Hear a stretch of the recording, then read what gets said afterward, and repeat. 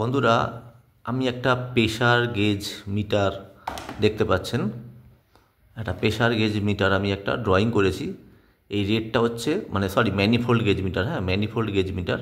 তো manifold gauge মিটারের ডান পাশে রেড কালারটা থাকে প্রেশার গেজ মিটার, আর বাম পাশে যেটা থাকে সেটাকে বলে কম্পাউন্ড গেজ মিটার। তো আমি যদি গ্যাস চার্জিং করি ফ্রিজে বা এসিতেও, তো এখানে সিস্টেমটা কিভাবে হবে যে আমার এই প্রেশার গেজ মিটারের নবটা ওপেন থাকবে এবং কম্পাউন্ড গেজ মিটারের নবটাও ওপেন থাকবে। এইবার আমি যে করব সিস্টেমটা, সেটা হচ্ছে যে আমি দেখো প্রেশার গেজ মিটারের যে পাইপটা সেটা আমি ভ্যাকুম পাম্পের সাথে লাগিয়েছি। আর এই ম্যানিফোল্ড গেজ মিটারের যে প্রেশার গেজের সাইডটা লালটা, সেটা আমি ভ্যাকুম পাম্পের সাথে লাগিয়েছি। মাঝখানেরটা আমি কম্প্রেসর মোটর বা ফ্রিজের সাথে সেট করেছি। আর বা সাইডেরটা যেটা আছে সেটা আমি গ্যাসের সিলিন্ডারের সাথে সেট করেছি। এবার আমরা জানি সবার প্রথম ভ্যাকিউম করতে হয়।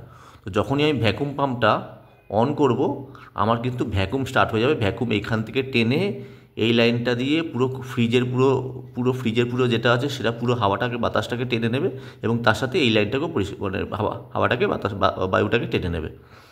তো এইভাবে ভ্যাকুম হয়ে যাবে। ভ্যাকুম হয়ে গেলে আমাদের প্রেশার গেজ মিটার কিন্তু 0 অবধি থাকে। কম্পাউন্ড গেজ মিটারে কিন্তু -29 থাকে।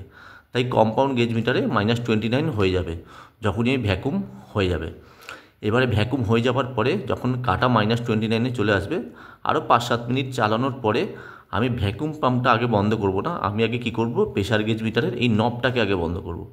নবটাকে বন্ধ করে তারপর ভ্যাকুম পাম্পটা বন্ধ করব। এই অবস্থায় দেখব আমাদের কাটা -29 দাঁড়িয়ে আছে।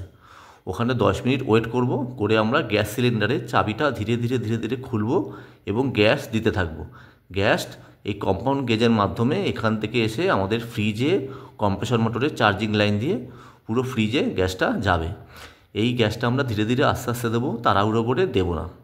আর আমরা জানি যে গ্যাসের প্রেশার কত থাকে, সেই গ্যাসের প্রেশার অনুযায়ী আমরা গ্যাস দেবো। সে R106 হোক, R134 হোক বা R600 হোক।